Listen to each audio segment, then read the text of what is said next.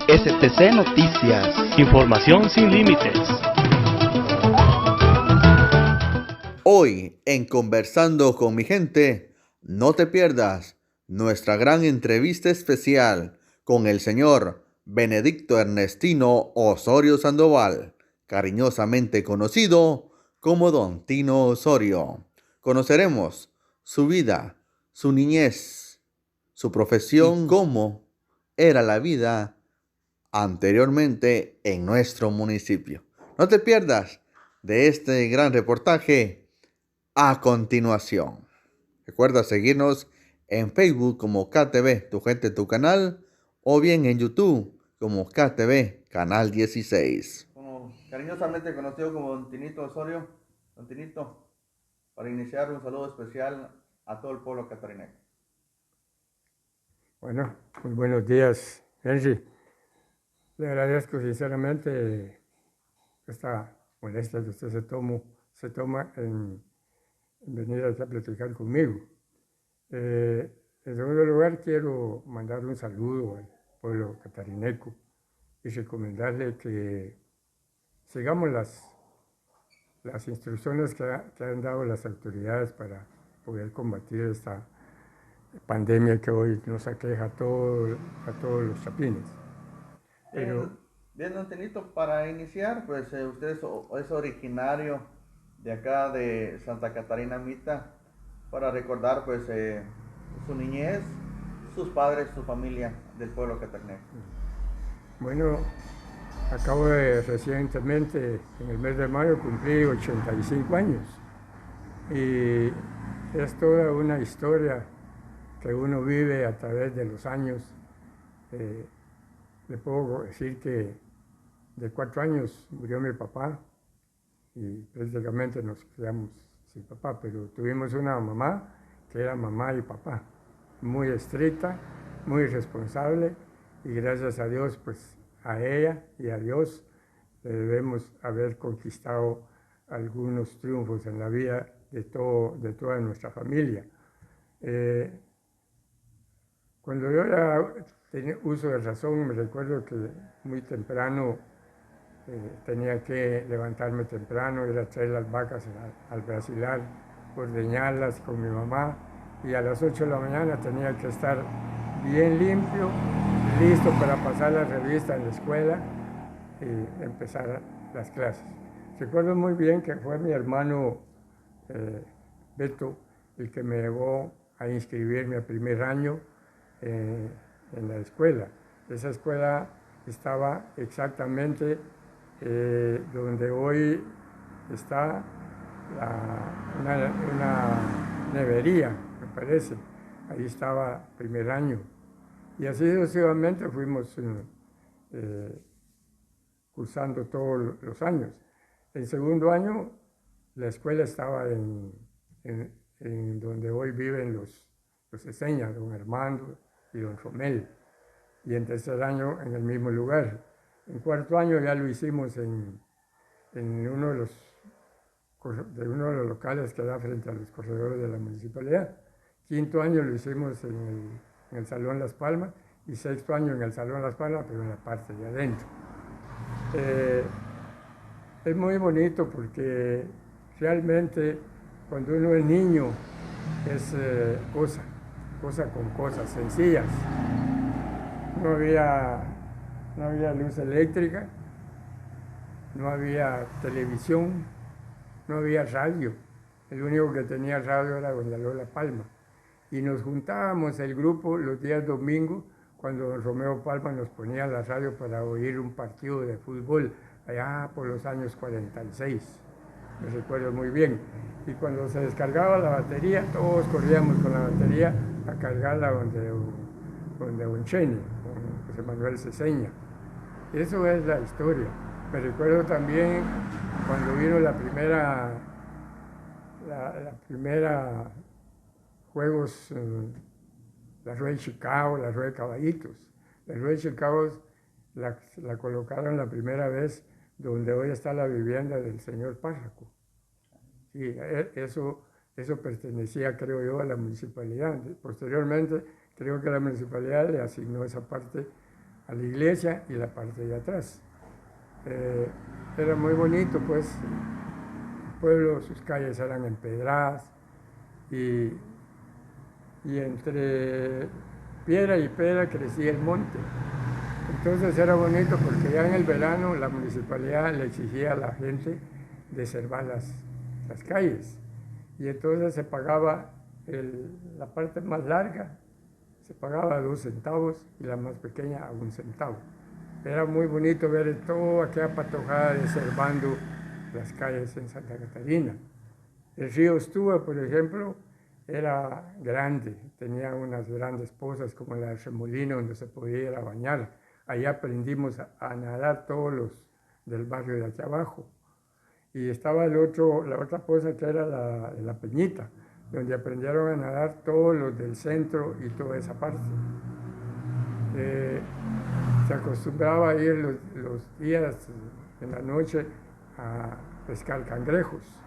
Agarraban con ocote y ahí se podían ver los cangrejos bien. Yo una vez agarré uno de frente y me mordió el dedo y desde esa vez le tuve miedo a los cangrejos, ¿verdad? Pero estaba la fiesta del 6 de enero también que se celebraba en los Amates, se llamaba, donde ahí están los puentes, ¿verdad? Ahora que menciono puentes, yo después de que estuve en el ejército, participé en mucha construcción de puentes, incluso en el puente de Belice. Y me extrañó mucho aquí en Santa Catarina que se construyera un puente sin un hierro. Eso es algo muy especial, ¿verdad? Pero volviendo a mi niñez, así fui creciendo y cuando salimos de 6º año ya había que ir a estudiar secundaria. Y así fue como me llevó mi mamá a la antigua Guatemala. Allá estaba un primo de director y allá me fueron a inscribir a estudiar el 1er año normal. Porque antes eran 5 años corridos y 4 años para bachiller, no había prevocacional. Entonces, después de haber estado en la antigua estudiando el 1er año, mi hermano en 1950 se iba a graduar de maestro y le dijo a mi mamá que me trasladara a Jalapa. Entonces me trasladaron a Jalapa a estudiar 2º año normal. Ya en 1951 mi mamá, con mucha visión de futuro, ya todos teníamos que ir a estudiar. Entonces fue que decide irse a Guatemala. Vendió unos terrenos, las vacas y compró una casa en Guatemala. Mi hermano se estudió para abogado, mi hermana Fita se hizo enfermera graduada, mi hermana pequeña se hizo maestra y yo ingresé a la Escuela Politécnica. Como le decía, ingresé a la Escuela Politécnica el 28 de abril de 1953, con una promoción de 82 cadetes, una de las más grandes que ha ingresado en la escuela.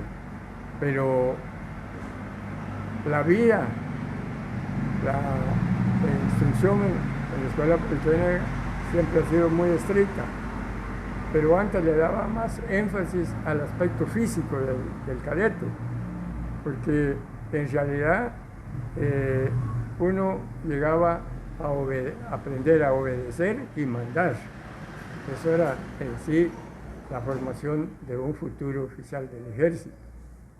Pero ya en el año 54 estaba viviendo el país una situación política muy difícil por el programa del coronel Jacobo Arben Guzmán, que era un buen programa para poder desarrollar y sacar de la pobreza a este país. Entonces, en uno de los puntos hablaba de la reforma agraria. La reforma agraria estaba dirigida a los grandes latifundios, ¿verdad? No estaba dirigida a las pequeñas propiedades. No tocaba a propiedades de 10 caballerías, sino que estaba dirigida especialmente a las grandes reservas que tenía la United Fruit Company, o sea, la frutera, para recuperar todas esas tierras y poderlas repartir en el campesino que no tenía tierras. Esa era en sí la idea de la reforma agraria. Pero como es natural pensar que los grandes latifundistas pues se sintieran damnificados, y especialmente los propietarios de la frutera, que eran dos altos personajes de la vida política de los Estados Unidos. Uno era el secretario, o mejor dicho, el ministro de Relaciones Exteriores, y el otro era jefe de la CIA. Entonces por ahí se organiza un movimiento subversivo para poder invadir el país y poder quitar del gobierno al coronel Arbenz.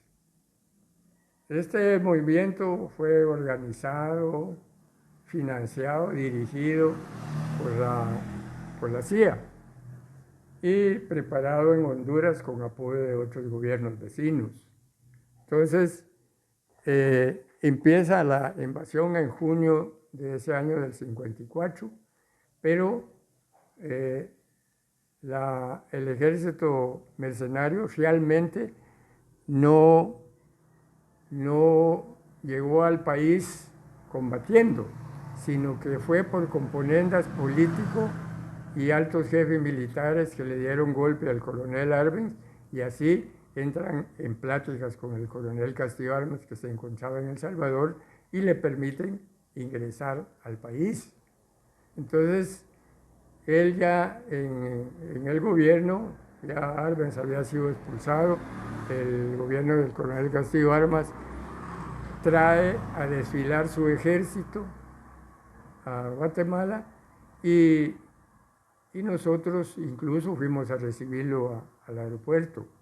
Pero como una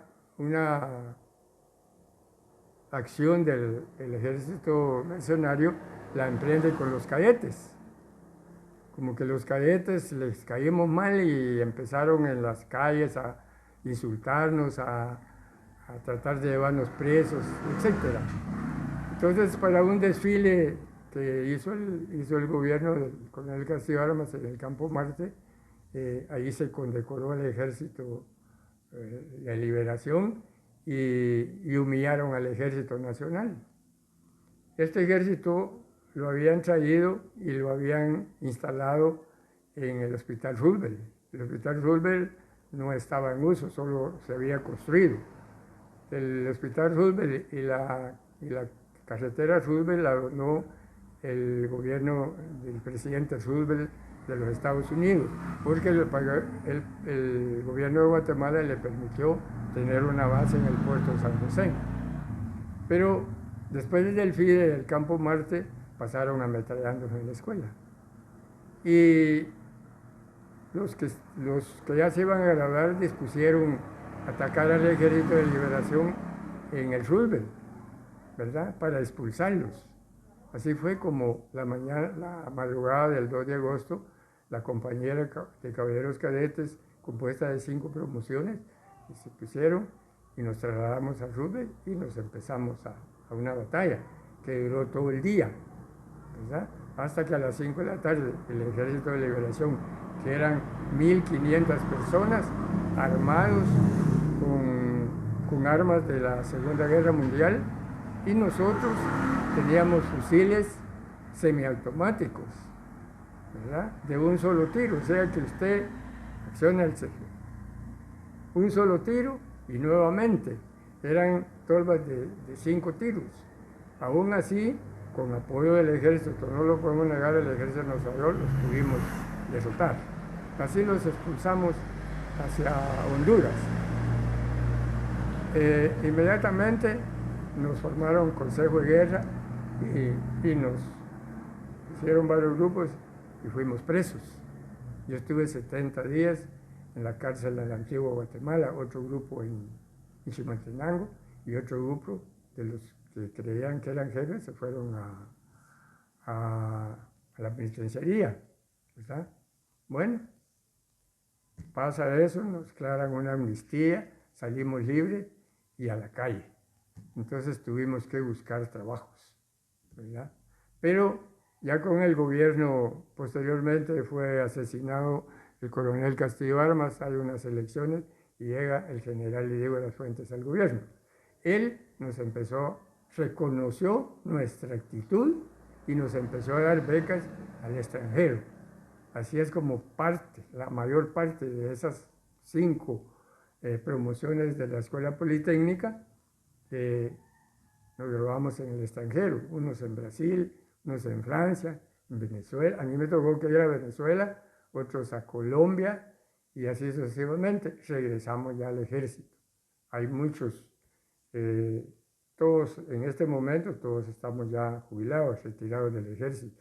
Llegaron muchos generales, coroneles, y los que no quisieron regresar al ejército se hicieron profesionales. Hay médicos, abogados, y hicieron su vida. Todos los 2 de agosto el ejército, reconociendo nuestra actitud, nos hace un gran homenaje, ¿verdad? Hay una semana de actos, se han dado pláticas al Adolfo Hall, a la actual Escuela Politécnica, y los actos terminan en la antigua Escuela Politécnica con un desfile en honor a nosotros. Nos forman, nosotros ya no podemos usar uniformes, sino que únicamente un billete de retirados, y hacen un desfile de honor, como ya le decía, en honor a nosotros, ¿verdad? Nosotros participamos. Aquí tiene usted, por ejemplo, una foto donde estamos presenciando el desfile. Y el desfile lo compone un pelotón de la Escuela Politécnica de Cadetes, otro del Adolfo Hall, de la Escuela de Música, de la Tecnología, y después hay una recepción donde participan todos los comandantes, el ministro, el jefe del Estado Mayor y toda la cúpula del ejército en una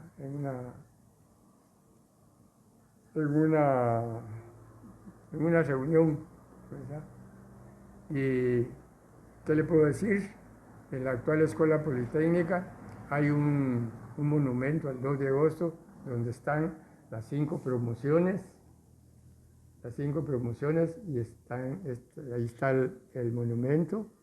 A la par está el monumento de Venancio Adolfo Hall Ramírez, que murió en la batalla de Chalchuapa junto al expresidente Juscelino Barrios.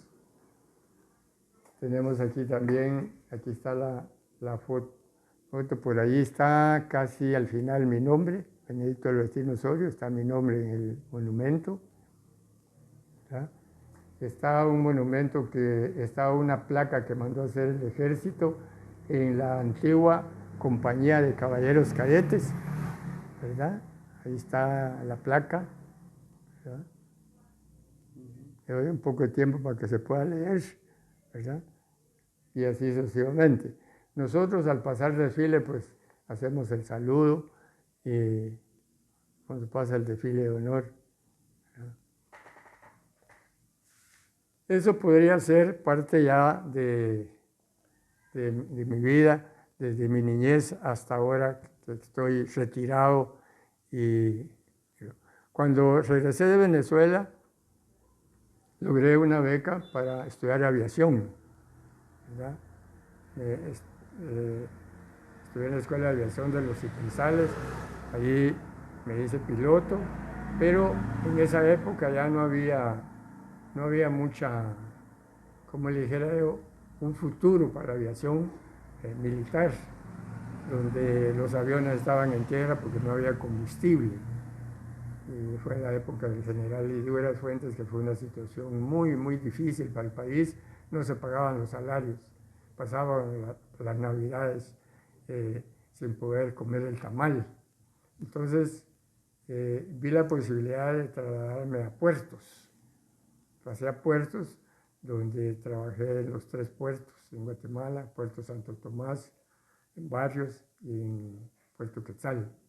Tuve la oportunidad de llegar a Puerto Quetzal, de recibir el primer barco que llegó a cargar azúcar, cuando el puerto aún estaba en construcción. Y no había una organización para atender barcos. Todo lo tuvimos que improvisar. Para poder operar un puerto se necesita tener un presupuesto propio, haber entrenado a personal hasta para amarrar y desamarrar un barco. Nosotros no teníamos de eso, entonces tuvimos que inventar, hacer muchas cosas. Por ejemplo, se concesionó el servicio de estiva. Estiva es la gente que llega a cargar barcos, ¿verdad? Y así sucesivamente me tocó. Yo ya venía con la experiencia de Puerto Santo Tomás, que había ocupado, había sido jefe de operaciones, su administrador, y había sido su gerente de la junta directiva. Entonces traía la experiencia y por eso me trasladaron a Puerto Quetzal para hacerme cargo. Yo tuve esa oportunidad y me siento, como le dijera yo, haber tenido esa suerte de haber entrenado al personal y de haber recibido el primer barco, que por cierto fue un barco que cargó 22.500 toneladas de azúcar en saco para Sri Lanka, ¿verdad? Y me tocó que elaborar tarifas, participar en la elaboración de la ley de la empresa portuaria, que es el decreto 100/85, ¿verdad? Que fue en el año 85. Ya para el primero del 86 ya pasamos a ser empresa portuaria Quetzal y yo ocupaba ya el puesto de gerente de operación. Esa fue la gran oportunidad que tuve. Por allá hay una foto donde me tocó que hablar ante el cuerpo diplomático para la inauguración del puerto Quetzal. Esas son las grandes experiencias de mi vida, haber trabajado en un puerto donde no existía nada. Y arrancamos, como quien dice, de cero. Cuando yo llegué a Puerto Santo Tomás, ya el puerto ya tenía varios años de estar operando, pero tenía muchas deficiencias, porque un puerto no se puede perder tiempo. Entonces, Puerto Quetzal tuvo la suerte que llegara con mucha experiencia y quitáramos todos esos errores que cometía Puerto Santo Tomás, y ya en Puerto Quetzal nos la hicimos. Por ejemplo, 3 turnos consecutivos, de lunes a domingo, ¿verdad? En Puerto Santo Tomás se le pagaba a la gente por día o por hora.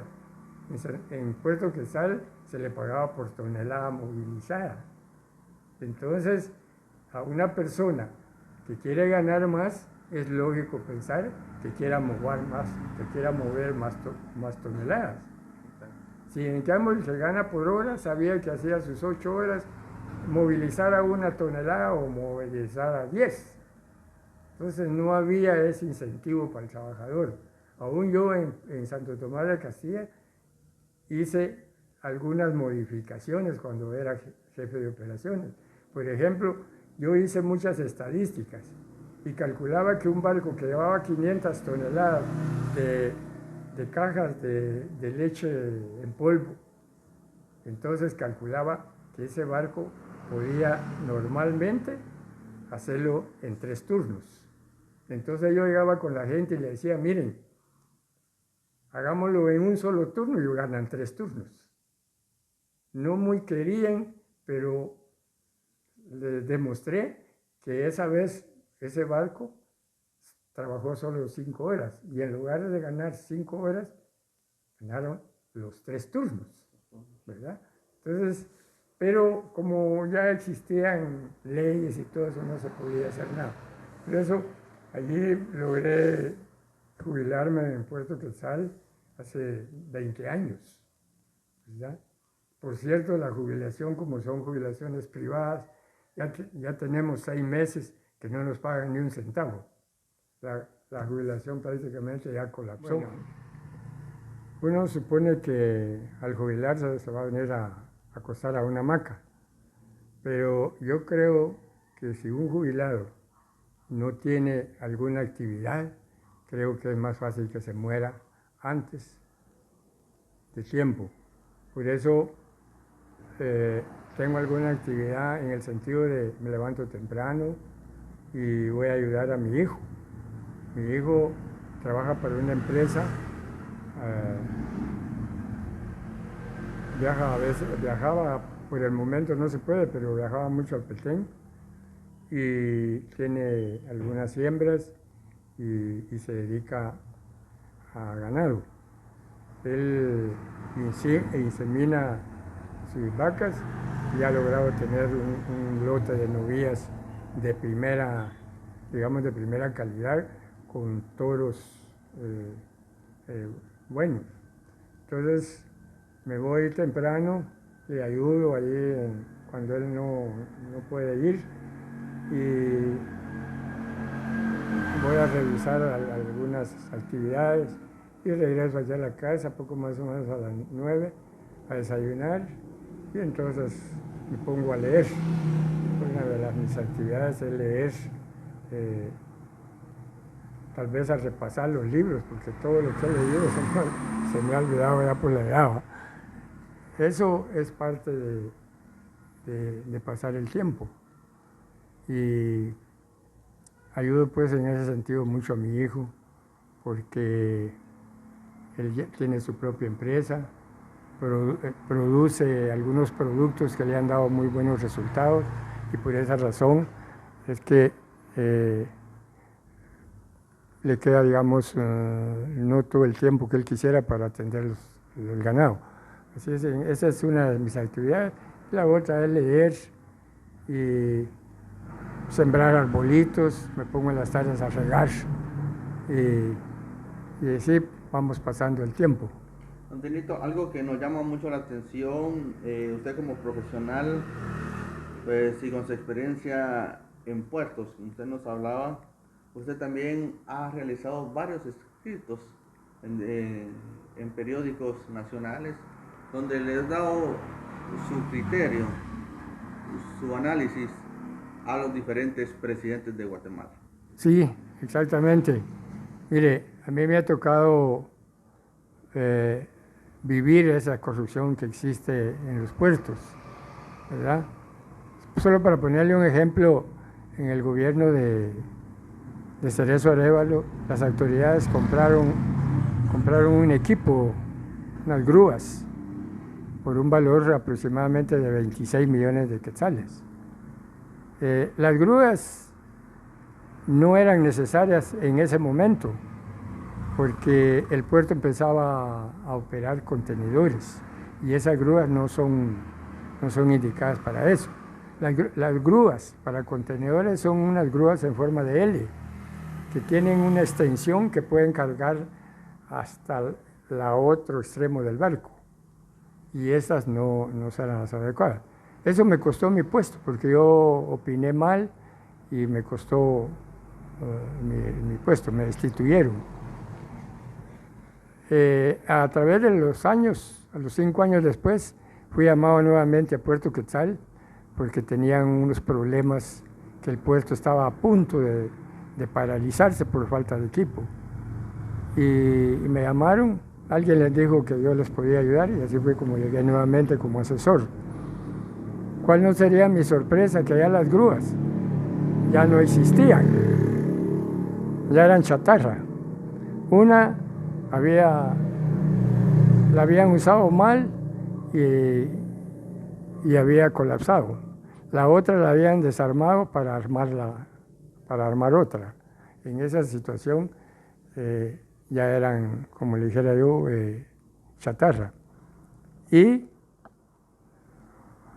en esa época ya me toca a mí hablar con el presidente de la Junta Directiva y le expliqué cómo había sido todo ese negocio. Después, cuando llego nuevamente, hicimos un estudio y proyectamos nuevamente qué equipo se necesitaba. no querían porque decían que la iniciativa privada lo iba a equipar el puerto, cosa que no era cierto. Entonces se hizo una nueva compra, nuevamente la corrupción. Se compran cosas que no son útiles para el puerto y después ahí están los resultados, que el equipo no es el adecuado y se abandona. Eso lo he escrito muchas veces en la prensa, hay constancia de todo eso y por tan mala suerte pues que lo que hacen los jefes es que el que se opone es destituirlo. Don Denito, quiero comentarles respecto a usted, pues con su edad, su experiencia, ha visto pues el avance de nuestro bello y querido municipio como lo es Santa Catarina Mita. Conforme a los trabajos municipales, ¿cómo ha visto el actuar de la actual administración? Mire, la actual administración veo en el patojo que es alcalde, veo bastante capacidad, trata él de solucionar los problemas rápidos. Por ejemplo, hoy con la tormenta esta, Amanda, destruyó la carretera que va hacia el Brasilar, porque esos terrenos es lógico que se inunden, porque están casi al nivel del río, y destruyó la calle. Inmediatamente el señor alcalde la mandó a arreglar y está en buenas condiciones. Casi podríamos decir que lo único que le hace falta es la capa de asfalto. De allí está muy buena, muy buena. Yo recientemente hablé con él de algunos problemas que le competen a la municipalidad, porque yo en las administraciones anteriores colaboré mucho y por esa colaboración me ha creado algunos problemas. Por ejemplo, los tanques de captación del agua que se distribuye a San Nicolás, al Brasilar y aquí al Valle Nuevo. La gente que llega ahí me ha botado el cerco, hace basura y a mí no me pagan ni un solo centavo de alquiler y hace eso más de 25 años. Entonces fui a hablar con él, les puse, inmediatamente le puso atención y creo que próximamente se va a poner una valla alrededor y arreglar lo que se ha destruido. Considero que es muy buen alcalde. Ya habrá tiempo más adelante para poderlo evaluar nuevamente. Don Denito, hace falta mucho para sacar adelante nuestro pueblo cataríneco. Conocemos que usted tiene bastantes amistades que han sobresalido igual que usted. ¿Hace algo? ¿Qué es lo que nos hace falta en el pueblo cataríneco, don Denito? ¿Qué hace falta para mejorar acá? Mire, lo principal es que estemos unidos, pero desgraciadamente la política nos ha desunido. Entonces lo que hace uno, el otro lo quiere destruir. Entonces así no podemos avanzar. Yo creo que lo principal sería un programa para poder unir al pueblo. Yo creo que hay gente joven con entusiasmo, con deseo de hacer las cosas bien. Yo creo que para mí hay mucho que hacer en este pueblo. Todavía estamos bastante atrasados y espero pues que podamos hacerlo. Esa es también la idea, no solo mía, sino que hay mucha gente que se pueda mejorar el aspecto de Santa Catarina. Todavía hay zonas de mucha basura, ¿verdad? Yo miro ahora en invierno que la calle aquí principal, que es un río, aquí a veces me pongo a ver toda la basura que pasa. Pasan cartones, aquí pasó un día un mueble de sala, ¿verdad? Lo tiraron y ahí pasó delante de mí y se desarmó ya al llegar al final. Así es de que yo creo que nos falta bastante cultura, bastante educación en el sentido de tratar la basura. Eso es causa principal. También drenajes. Veo que ya se hizo una parte de drenaje aquí en la calle La Ronda y ahora vemos menos zancudos. Yo creo que hay que ponerle hay que ponerle al dedo de la basura y de los drenajes. También veo que el pueblo necesita las banquetas.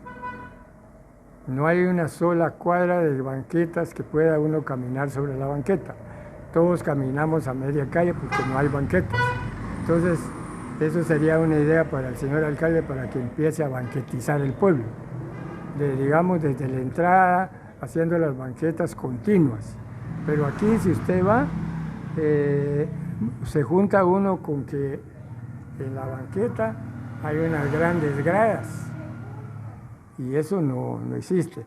Lo mismo, otra cosa que he observado es que están construyendo prácticamente sobre las banquetas para ampliar el segundo piso.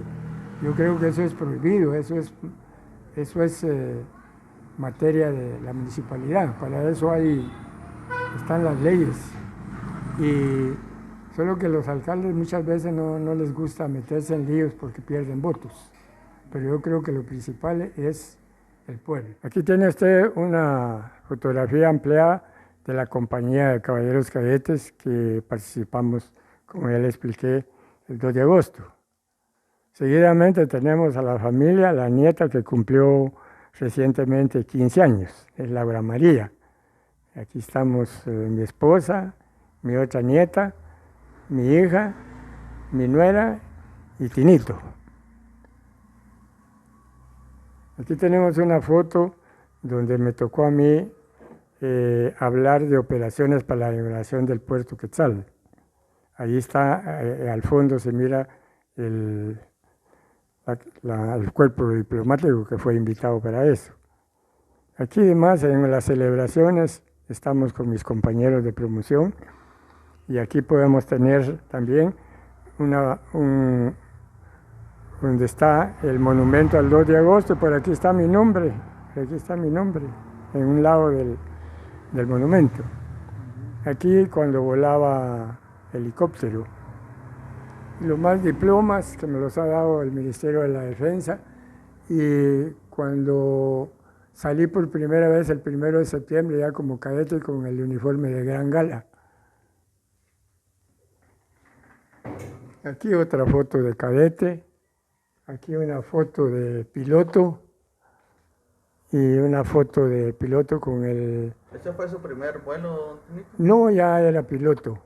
Este era con el paracaídas, es un avión AT-6, que ya son aviones obsoletos que ya no se vuelan. Como le decía, amigo Henry, cuando uno hace su primer vuelo hay un bautismo.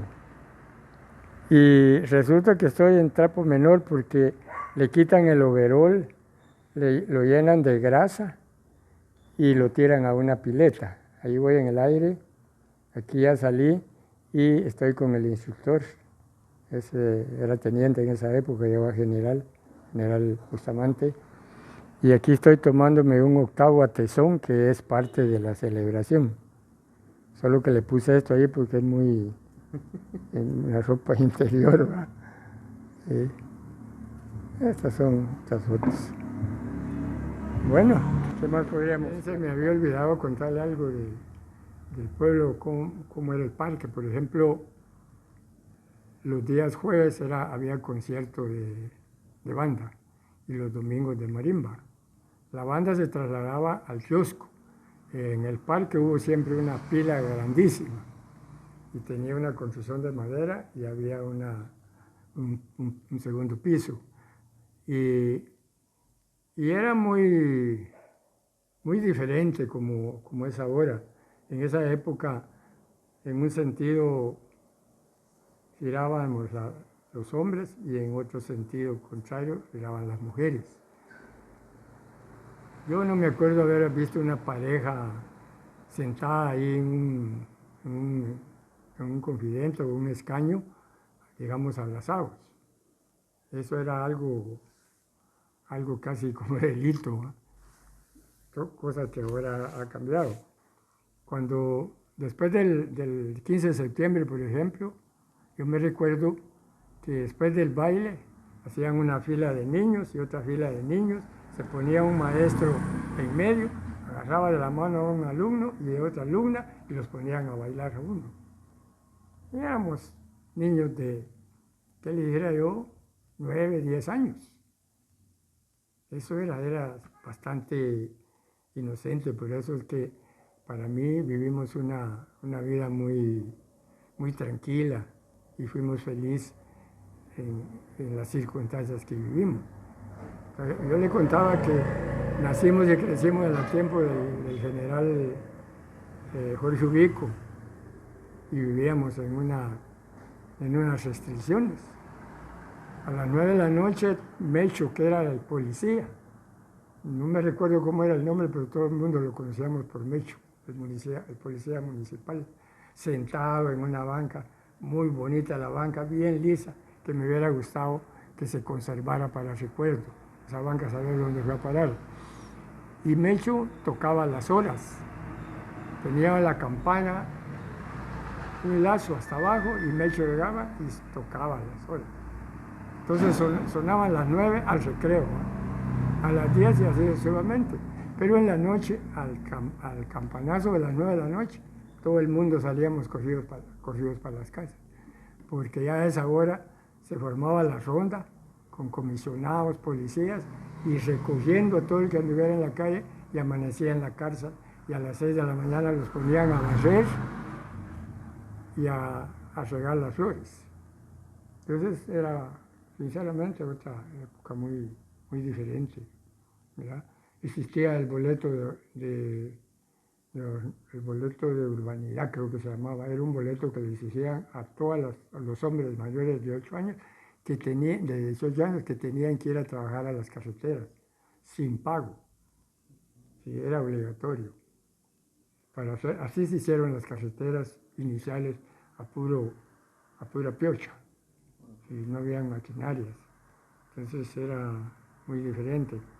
Y yo recuerdo muy bien que un día estábamos desayunando, yo tendría tal vez unos 7 años, y de repente dijeron, traen uno a fusilar, ¿verdad? Y salimos todos y nos paramos a la puerta, yo me abrí camino entre mis hermanas y vi y traían a un hombre alto con una gallina bajo el brazo. Esa imagen la he tenido toda la vida en mi memoria. Pasó ahí donde la casa anterior, de donde mi tío Chente, Osorio, y pidió un vaso de agua. Y pasó a media calle, el hombre alto, pálido, y lo llevaban a fusilar. Como a la hora, lo fusilaron a donde empieza la cuesta, donde termina el llano de Chinchilla, empieza una cuesta. Allí hacia el lado derecho existían muchas cruces donde fusilaron a mucha gente. Así era la vida en esa época. Podía uno caerse tirado en la calle, no había quien le hiciera daño. Porque el que hiciera algo lo perseguían noche y día hasta que lo capturaban y en el lugar lo fusilaban. Había una ley que se llamaba la ley fuga, donde autorizaba al policía que se fuera. Muchos policías decían, andate, le hacían al salir huyendo, le disparaban por la espalda. Solo hacían el parte que salió huyendo y que lo mataron. Así de sencillo, ¿verdad? Fueron otras épocas muy difíciles, pero a cambio siempre tuvimos tranquilidad. Sabíamos que podíamos dejar la puerta abierta, que nadie se animaba a echar a hacerle daño a uno. Sí. Esa fue la época de mi juventud y por eso hoy cuento. Yo creo que aquí en Santa Catarina todavía hay gente mayor que le puede contar a usted mucho más de lo que hoy yo le estoy contando. Porque nosotros ya en 1951, mi mamá nos llevó a Guatemala a estudiar. Entonces tuvimos un lapso de tiempo, que no, como de unos 20 años, que no vivimos en el pueblo. Solo veníamos para la fiesta. No nos perdíamos fiesta y veníamos ahí, ahorrábamos los centavos para venir a la feria, ¿verdad? En esa época también las fiestas solo eran 3 días. El 24, el encuentro de San Luis, ¿verdad? El 25, Zarabandas. El 26 a la noche el baile social invitado por la municipalidad y había que llegar con corbata y saco, ¿verdad? Solo había la marimba nada más. La marimba tocaba 3, 4 piezas y se paraba y uno con la señorita que andaba bailando del brazo a dar vueltas en el salón. No había eso de irle a dejar porque uno le daba vergüenza irle a dejar. Y así eran los bailes. Y los bailes lo más tarde eran a las 12 de la noche. Y todo el mundo a dormir. Y era hoy es muy diferente todo. Yo hace 1 año mi hija trajo al novio. Y le dije a mi esposa, mira, le dije, hay que ir con ella. Le dije. No, me dijo, eso ya no se acostumbra, mejor van solas, me dijo. Ah, no, le dije, vamos al baile. Y fuimos al baile. Pero empezó la música con ese bom, bom, bom, no aguanté. A la media hora me vine. Sí, muy diferente todo. Yo le agradezco, amigo Henry, que usted se ha tomado esa molestia de venir aquí a mi casa a esta entrevista. Hubiera querido preparar unas explicaciones más amplias. Pero también a nuestra edad ya tenemos lagunas, ya se nos olvidan muchas cosas. Así es que le agradezco mucho y también aquí pues estamos para servir. Siempre que el pueblo o la municipalidad ha necesitado de nuestra colaboración, hemos estado anuentes a hacerlo, ¿no? En las administraciones anteriores hemos colaborado mucho, ¿verdad? Así que muchas gracias por todo, amigo Henry, y en lo personal estamos aquí para servir. Gracias, don Tinito, y usted también pues, por abrirnos las puertas de su hogar y poder conversar con usted acá en su hogar. Muchas gracias. STC Noticias. Información sin límites.